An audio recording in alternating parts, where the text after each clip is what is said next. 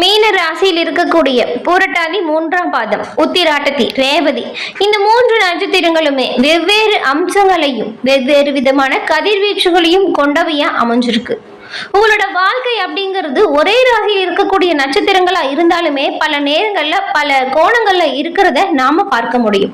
அந்த வகையில இந்த வாரம் அப்படிங்கிறது மீன ராசியில் இருக்கக்கூடிய 3 நட்சத்திரக்காரர்களுக்கும் என்ன மாதிரியான அமைப்பு கொடுக்க போகுது, மீனம் ராசியில் இருக்கக்கூடிய உங்களுக்கு இந்த வாரம் எப்படிப்பட்ட வாரமா அமையும், இந்த வாரம் நீங்க நினைச்ச காரியங்கள் நடக்குமா நடக்காதா, உங்களுக்கு பலமா என்ன அமையும், பலவீனமா என்ன நடக்கும், மேலும் கவனமா எந்த விஷயத்துல செயல்பட்டால் நன்மைகளை பெற முடியும், இது குறித்த முழுமையான விளக்கங்களையுமே உங்களுக்காக இந்த பதிவுல நாங்க சொல்லியிருக்கோம்.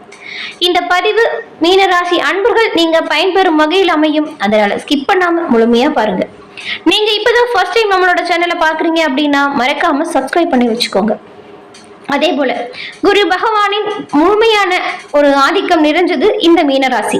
வியாழக்கிழமையில குரு பகவானை நீங்க வழிபட்டு வருவதன் மூலம் எல்லா விதத்திலையுமே நீங்க நன்மையை பெற முடியும். முடிஞ்சா வருடத்துல ஒரு முறையாவது ஆலங்குடி சென்று குரு பகவானை வழிபட்டு வருவதன் மூலம் உங்களோட வாழ்க்கையில சிறப்பான முன்னேற்றம் வருவதை நீங்க கண்கூட காண முடியும். உங்களின் ராசி அதிபதி குரு பகவான், அதனால ராசிக்குரிய கடவுளின் உகந்த கிழமை வியாழன் அப்படிங்கிறதுனால வியாழக்கிழமையில குரு பகவான் வழிபாடு சிறப்பான முன்னேற்றம் தரும் வழிபாடு. இதை தொடர்ந்து செய்யுங்க. கூடிய விரைவில் உங்களோட வாழ்க்கையில ஒரு மாற்றம் நடப்பதை நீங்க கண்கூட காண முடியும். உங்களுக்கு குரு பகவான் பிடிக்கும் என்றாலும் ஓங்கம் குருவே போற்றி அப்படிங்கிற மந்திரத்தை மறக்காம 3 முறை பதிவிடவும் செய்யுங்க. அந்த இறைவனின் அருளால் எல்லாவித நன்மைகளையும் பெற்று நீங்கள் நலமுடன் வாழ உங்களுக்கு வாழ்த்துக்களையும் உங்களுக்காக இறைவனிடம் நாங்க பிரார்த்தனையும் செஞ்சுக்கிறோம். பார்வையால பலனை அள்ளி தரக்கூடிய குரு பகவான அதிபதியா கொண்டிருக்கக்கூடியவங்க இந்த மீனராசி நீங்க. உங்களுக்கு இந்த வாரம் சூரியன் 3ஆம் வீட்டுல அமர்ந்திருக்கிறார். கணவனின் வருமானம் அறிந்து மனைவிமார்கள் செலவு செய்வது நல்லது. நிறைய வருமானம் இருக்கு அப்படின்னு உங்க இஷ்டத்துக்கு செலவு செஞ்சிட்டீங்கன்னா இந்த வார இறுதியில பல சிக்கல்கள் உங்களை சூழும், கவனமா இருங்க. இல்லைன்னா நீங்க வட்டிக்கு கடன் வாங்கி திருப்பு செலுத்துற வேண்டியான வாய்ப்புகள் வந்துடும். அது கூட கொஞ்சம் கஷ்டம்தான். இந்த மாதிரியான வாய்ப்புகள் உருவாகாம பாத்துக்கோங்க. இந்த வாய்ப்புகள் எல்லாம் வர மாதிரி இருக்கு, அதனாலதான் முன்னெச்சரிக்கையா உங்களுக்கு நாங்க சொல்றோம், நீங்க கவனமா இருங்க அப்படின்னு. சந்திர பகவானின் அனுகிரகத்தால் தொழிலில் கணிசமான லாபம் வரும். அதை நீங்க எப்படி கரெக்டா கையாளுறீங்க அப்படிங்கறதுலதான் இந்த வாரத்தில் உங்களுக்கு சவாலா அமைஞ்சிருக்கக்கூடிய விஷயம். வியாபாரத்துல நல்ல முன்னேற்றம் வரும். செவ்வாய் 5ஆம் இடத்துல இருக்கிறதுனால உட்கார கூட நேரம் இல்லாம பொருளாதாரத்தை பெருக்குவதற்கு ஓயாம நீங்க உறுதியா வேலை செய்ய போறீங்க. அதனால என்ன பண்ணலாம் அப்படின்னு பார்த்தா, கண்ட இடத்துல சாப்பிடுறது, அப்புறம் நினைச்சதை வாங்கி சாப்பிடுறது, இதெல்லாம் பண்ணாதீங்க. கொஞ்சம் உணவு முறைகள்ல கவனம் செலுத்தணும். இல்லைன்னா இந்த சமயத்துல நேரம் காலம் பார்க்காம உழைக்கக்கூடிய நேரத்துல எது கிடைக்குதோ அதை சாப்பிட்டுட்டு நீங்க பாட்டுக்கு வேலையில கவனமா இருந்தீங்கன்னா உடல் வரக்கூடிய பாதிப்புகள் அதிகரிக்கும். வயிறு பிரச்சனையான தொடர்புகள்ல கொஞ்சம் வயிறு கோளாறு ஏற்படும். கவனமா உணவுல கவனம் செலுத்தணும். புதன் 3ஆம் வீட்டில் வரும்பொழுது கணவன் மனைவிக்கு இடையே இருந்த கருத்து வேறுபாடு விலகி சகஜமான நிலை வரும். ஒருவருக்கொருவர் உண்மையா இருந்தாதான் இந்த மாதிரி சகஜமான நிலை வந்தாலுமே குடும்பத்துல அன்பு அதிகரிக்கும். அங்கேயும் விட்டு கொடுத்துட்டு போகாம சண்டை போட்டுட்டு இருந்தா எந்த விதமான நன்மையும் ஏற்படாது. கவனமா கொஞ்சம் அனுசரணையா நடந்துக்கோங்க. விட்டு கொடுத்து போறது நல்லது. பெற்றோரின் மனநிலையை புரிஞ்சுக்கிட்டு பிள்ளைகள் நடந்துக்கணும். குரு 4ஆம் வீட்டில் அமர்ந்திருக்கும் பொழுது முதலாளிகளின் எண்ணத்திற்கு மாறாக தொழிலாளிகள் நடக்கிறதுனால உற்பத்தி சுணக்கம் வரலாம். அரசாங்க ஊழியர்கள் அக்கறையா வேலை பார்க்கணும் இந்த சமயத்துல, இல்லைன்னா மேல் அதிகாரிகளால் உங்களுக்கு சிக்கல் உண்டாகலாம். சுக்கிரன் 1ஆம் இடத்தில் இருக்கும் பொழுது மங்கள காரியங்கள் வீட்டுல கலகலப்பு கொடுக்கும். விருந்தினர் வருகையால் வீடுகளை கட்டும். சனி 1ஆம் இடத்தில் இருக்கும் பொழுது விவசாய உற்பத்தியில அதிக முனைப்பு காட்ட போறீங்க விவசாயிகள். தென்னந்தோப்பு நடுவே வீடு கட்டுறது, புதிய வாகனம் வாங்குறது போன்ற வசதியான வாய்ப்புகள் வரும். ராகு 12ஆம் இடத்தில் உட்கார்ந்து இருக்கிறார். கோபமான பேச்சால் குடும்பத்துல குழப்பத்தை கொடுக்கலாம், கவனமா இருங்க. கேது 6ஆம் வீட்டில் இருக்கும் பொழுது வில்லங்கமான காரியத்துல ஈடுபடக்கூடிய வாய்ப்பு வரும். அதெல்லாம் கவனமா கையாளணும். நண்பர்கள் இந்த சமயத்துல தேவையில்லாம பேராசைகளை வளர்ப்பாங்க. அந்த மாதிரி பேராசைக்கு இடம் கொடுக்காதீங்க. நியாயம் நீதி அறிந்து செயல்படக்கூடியவங்க இந்த மீனராசி அன்பர்கள். அதனால உங்களோட மனநிலையிலிருந்து எப்பொழுதுமே நீங்க பின்வாங்கவே வாங்காதீங்க. உங்களுக்கு என்ன வருதோ அதை செஞ்சு முன்னேறக்கூடியவங்க தானே நீங்க, அதையவே செய்யுங்க, நல்லது உண்டாகும். பேராசைக்கு இடம் கொடுக்காதீங்க. பெரிய அளவில் தொழில் முதலீட்டை செய்யணும் அப்படின்னு நினைச்சிட்டு பெரிய அளவில் கடன் மட்டும் வாங்கிடவே கூடாது. இந்த மாதம் முழுக்கவுமே இந்த மாதிரி அமைப்பு தான் இருக்கு கடன் விஷயத்தை பொறுத்த வரைக்கும். அதுவும் இந்த வாரம் நீங்க ரொம்பவுமே கவனமா இருக்கணும். மீனம் ராசியில் இருக்கக்கூடிய பூரட்டாதி 4ஆம் பாதம், உத்திராட்டதி, ரேவதி இந்த 3 நட்சத்திரக்காரர்களுக்கும் ஃபர்ஸ்ட் கிரக நிலைகள் எப்படி அமைஞ்சிருக்கு அப்படிங்கறத பார்க்கலாம். கிரக நிலைகளை பொறுத்த வரைக்கும் ராசியில் சுக்கிரனும் தைரிய வீரிய ஸ்தானத்தில் சூரியனும் புதனும் இருக்காங்க. சுகஸ்தானத்தை பொறுத்த வரைக்கும் குரு பகவானும் சந்திர பகவானும் இருக்காங்க. பஞ்சமஸ்தானத்தை பொறுத்த வரைக்கும் செவ்வாயும், ரணருண ரோகஸ்தானத்தில் கேதுவும், அயன சைன போகஸ்தானத்தில் சனியும் ராகுவும் இந்த மாதிரியான கிரக நிலைகள் இந்த வாரத்தில் அமைஞ்சிருக்கு.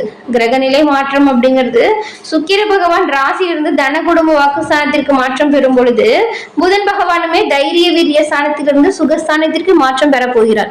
இந்த 2 கிரக நிலைகளின் மாற்றங்கள் மூலம் தாங்க உங்களுக்கு இந்த மாதத்தில் ஏற்படக்கூடிய சாதகம் என்ன பாதகம் என்ன அப்படிங்கறத நாம இப்ப பார்க்க போறோம். இந்த கிரக நிலை மாற்றங்களால் உங்களுக்கு உண்டாகக்கூடிய பலன்கள் அப்படின்னு பார்த்தா, இந்த வாரம் தனம், பொன், பொருள் சேர்க்கை உண்டாகும். விருந்து நிகழ்ச்சியில கலந்து கொள்ளக்கூடிய வாய்ப்பு கிடைக்கும். செவ்வாய் சஞ்சாரம் கூட உங்களுக்கு இடமாற்றத்தை ஏற்படுத்தலாம். எடுத்த காரியம் கொஞ்சம் தாமதப்படுதே அப்படின்னு நினைச்சிட்டு நீங்க வீண கவலைப்படாதீங்க. அது இறுதியில நன்மையை கொடுக்கும். இரவுல நீண்ட நேரம் கண் விழிக்க வேண்டியதா இருக்கும். கொஞ்சம் கவனமா உங்களோட பணிகளை செயல்படுங்க. தொழில் வியாபாரம் நீங்க எதிர்பார்த்ததை விடவே குறைவான லாபத்தை கொடுக்கும். அதனாலதான் பெரிய அளவில் முதலீடு செய்யாதீங்க, பேராசைக்கு இடம் கொடுக்காதீங்க அப்படின்னு சொல்றோம். ஆனா தொழில் வியாபாரத்துல இப்ப ஈடுபட்டு இருக்கிறவங்களா இருந்தா எப்பொழுதுமே பிஸியா இருப்பீங்க. ஆனாலும் அதற்கேற்ற செலவுகள் அதிகரிச்சுதான் இருக்கும். செவ்வாய் சஞ்சாரம் இடமாற்றத்தை ஏற்படுத்தும். எடுத்த காரியம் தாமதத்தை கொடுக்கலாம். எப்பவுமே கொஞ்சம் பிஸியா இருக்க மாதிரியான சூழ்நிலை இருக்கும். உங்களோட எதிர்களுமே உங்களை பார்த்து ஆச்சரியப்பட போறாங்க. இதன் மூலம் செலவுகள் அதிகரிக்கும். உத்தியோகத்தில் இருக்கக்கூடியவங்களுக்கு கூடுதலா உழைக்க வேண்டிய சூழ்நிலை வரும். எல்லா பணிகளுமே சிறப்பா நீங்க செய்யறீங்க அப்படிங்கிறதுனால எல்லா பணிகளுமே உங்களோட பொறுப்புல தான் வந்து சேரும். குடும்பத்துல இருக்கக்கூடியவங்களால் இருந்து வந்த மன வருத்தம் நீங்கிடும். வாழ்க்கை துணையின் உடல் நிலையில நீடித்து வந்த ஆரோக்கிய குறைபாடுகள்ல இருந்த பின்னடைவு நீங்கி நல்ல ஒரு முன்னேற்றம் வரும். அதாவது ஆரோக்கிய குறைபாடுகள் எல்லாமே பூர்த்தி அடையும். வீட்டிற்கு தேவையான பொருட்களை வாங்குவதன் மூலம் செலவு வேணா கொஞ்சம் அதிகரிக்கலாம். விருந்தினர் வருகை, பெண்களுக்கு பயணம் செல்லக்கூடிய வாய்ப்பு இது எல்லாமே உண்டாகும். இந்த வாரம் கலைத்துறையில் இருக்கக்கூடியவங்களுக்கு வெளிநாடு வாய்ப்புகள் வந்து சேரும். அரசியல்வாதிகள் கடமைகளை சரிவர செய்தால் நன்மைகளை அதிகம் பெற முடியும். மாணவர்களுக்கு கல்வியில வெற்றி பெற கூடுதல் நேரம் ஒதுக்கி பாடங்களை திட்டமிட்டு படிப்பது நல்லது. மேலும் உங்களுக்குமே பொறுப்புகள் அதிகரிக்கக்கூடிய வாய்ப்பு இருக்கிறதுனால நீங்க கவனமா செயல்பட்டா எல்லா விதத்திலையுமே நீங்க நன்மைகளை பெற முடியும். இப்ப வந்துட்டு பூரட்டாதி 4ஆம் பாதம் கொண்ட நட்சத்திரக்காரர்களுக்கு எப்படி பலன் அமையும் அப்படின்னு பார்த்தா, இந்த வாரம் வழக்குல வெற்றி அல்லது ரொம்ப நாளா இழுபறியா இருந்த பிரச்சனையில கூடிய விரைவில் முடிவிற்கு. செல்வம், உரிமை, அதிகாரம் இது எல்லாமே கிடைக்கக்கூடிய அமைப்பு இந்த வாரம் உருவாகி இருக்கு. இதற்கான பிரச்சனைக்கான சொல்யூஷன் நீங்க இப்ப எடுக்க ஆரம்பிச்சா நல்லதா இருக்கும். சுய ஜாதகத்துல திசா புத்தி அனுகூலமாற்று இருந்தால் தவறான வழிமுறைகள்ல செல்வம் கரையும் வாய்ப்பு இருக்கு. கவனமா இருக்கணும். எச்சரிக்கையா செயல்பட்டா எல்லா விதத்திலையுமே புரட்டாதி 4ஆம் பாதம் கொண்ட நட்சத்திரக்காரர்கள் அனுபவிக்க முடியும். அதே போல தேவையில்லாம ஒருத்தவங்க சொல்ற பேராசைக்கு இடம் கொடுத்துடாதீங்க. மேலும் உத்திராட்டதி நட்சத்திரக்காரங்களுக்கு இந்த வாரம் கேட்ட இடத்துல தக்க சமயத்துக்களை கடன் வந்து சேரும்.